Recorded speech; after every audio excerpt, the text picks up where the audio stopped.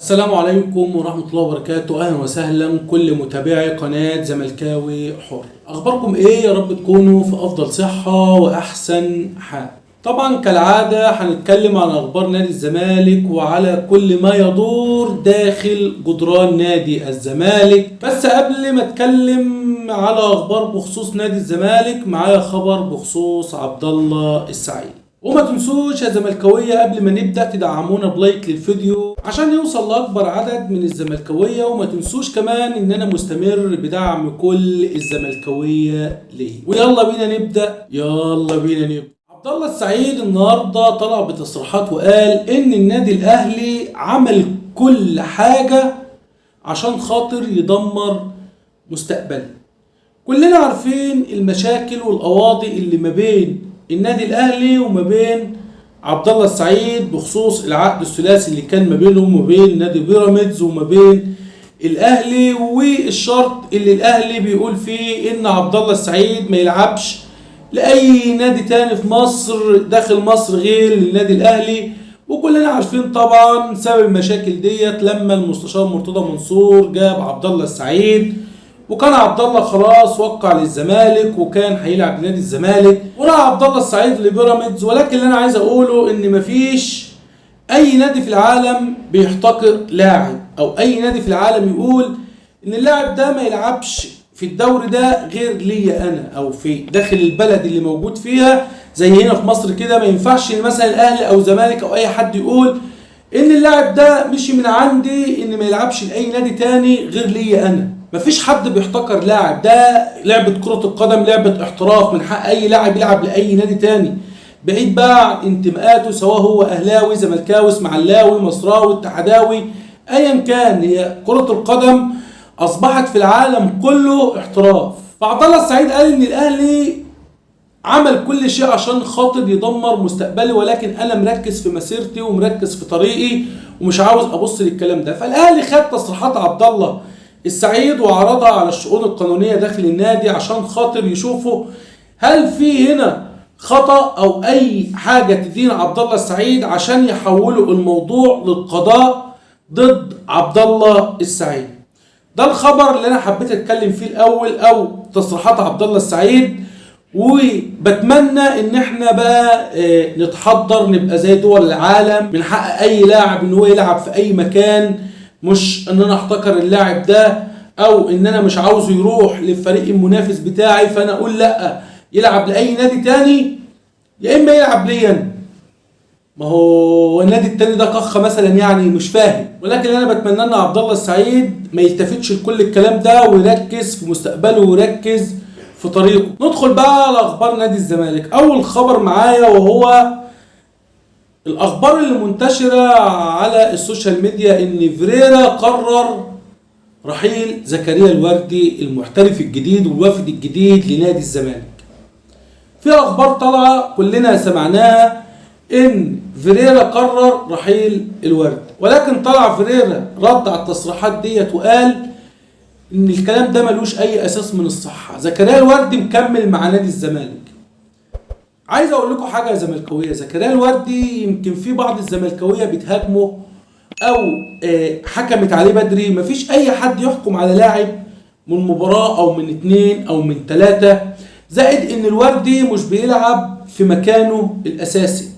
انا قلت قبل كده قبل ما زكريا الوردي يلعب لنادي الزمالك، قلت يا جماعه لو انتم مستنيين ان تشوفوا فرجاني ساسي في الوردي، لا طبعا، ده حاجة وده حاجة. زكريا الوردي مش فرجاني ساسي.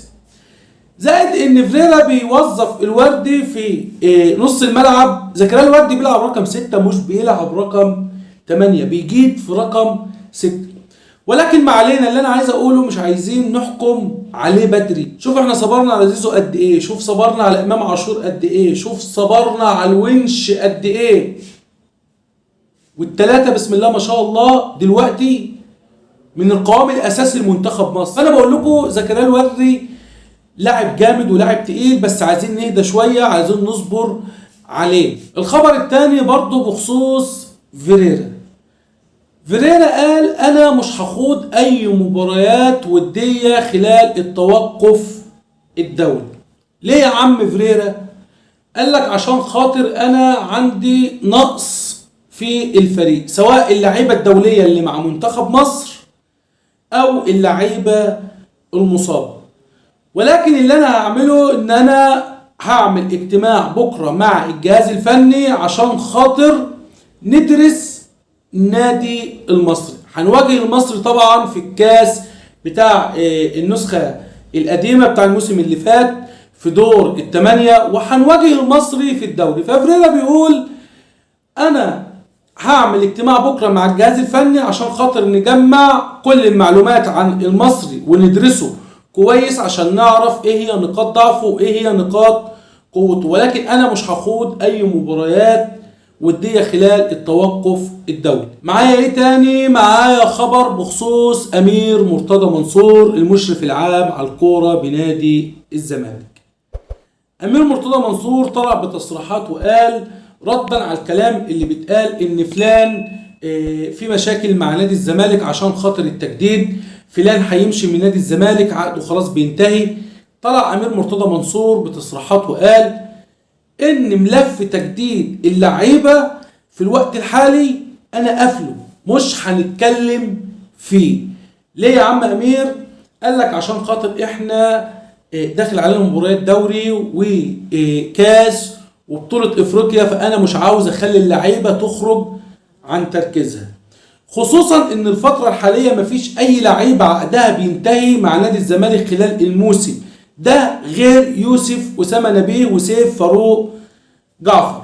فانا ههدى شويه على ملف تجديدات اللعيبه لحد ما نعدي المرحله ديت، لان انا اللي عاوزه كله هدوء داخل الفرقه، اللعيبه تركز، محدش يتشغل باي حاجه. ولكن انا على مسؤوليتي بقول لك ان في جلسه تمت من 4-5 ايام ما بين امير مرتضى منصور وما بين يوسف اسامه نبيه، واتفقوا او شبه اتفقوا على كل شيء، ويوسف اسامه نبيه هيجدد لنادي الزمالك 5 مواسم قادمين. عايزين نفضل يا جماعه دايما داعمين لفرقتنا وداعمين لنادينا، مش عاوزين نلتفت للاشاعات وللاخبار الكاذبه اللي بتتقال، مش عاوزين نهاجم اي لاعب داخل الفرقه. كلنا شفنا الظروف الصعبه اللي مر بيها نادي الزمالك، ولولا فضل الجمهور ووقف جمهور نادي الزمالك خلف الفرقه ودعم للفرقه ما كناش خدنا بطوله الدوري لمده موسمين ورا بعض، او خدنا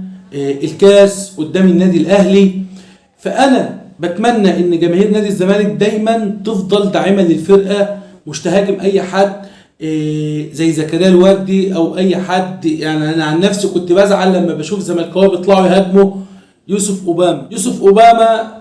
قلت قبل كده ما بعرفش يلعب ويجيد غير في مركز 10، ولكن فيريرا خطته وطريقه لعبه ما بتعتمدش على مركز 10، فبالتالي بيبدا ان يقعد اوباما بره على الدكه، او لو شاركوا في مباريات بيشاركوا مهاجم راس حربه. بتمنى ان نفضل دايما داعمين للاعيبتنا، وما تنساش تشاركني برأيك في التعليقات وتعمل لايك للفيديو عشان يوصل لأكبر عدد من الزملكاوية. ولو أول مرة تتابعنا على قناة زملكاوي حر، اشترك في القناة وفعل زر الجرس عشان توصلك كل فيديوهاتنا الفترة القادمة عن أخبار نادي الزمالك وكل ما يخص نادي الزمالك. وشكرا لكم، سلام عليكم.